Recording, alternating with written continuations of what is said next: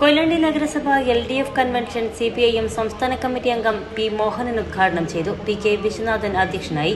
Committee രൂപീകരണം TK ചന്ദ്രനും LG Lijeesh സ്ഥാനാർത്ഥി പ്രഖ്യാപനവും നടത്തി. KK Muhammad, P. Viswan, MP Sivanandan, EK Ajith, PK Kabeer Salala, K. Dasan, ES Rajan, C. Rameshan, Sudha Kizhakkeppattu, TK Radhakrishnan, KS Ramesh Chandra, Arif Thangal തുടങ്ങിയവർ അഭിവാദ്യം അർപ്പിച്ച് സംസാരിച്ചു. K. ഷിജു സ്വാഗതവും അഡ്വക്കേറ്റ് K. സത്യൻ നന്ദിയും രേഖപ്പെടുത്തി. 501 തെരഞ്ഞെടുപ്പ് കമ്മിറ്റി രൂപീകരിച്ചു. ചെയർമാൻ PK വിശ്വനാഥൻ, വൈസ് ചെയർമാൻമാർ ES Rajan, advocate TK Radhakrishnan, K. Chinnan Nair, C. Sathyachandran, convener K. Shiju, joint കൺവീനർമാർ KS Ramesh Chandra, Rasheed, KT Sijesh, NK Bhaskaran, Fahad, treasurer advocate K. Sathyan എന്നിവരെ തെരഞ്ഞെടുത്തു.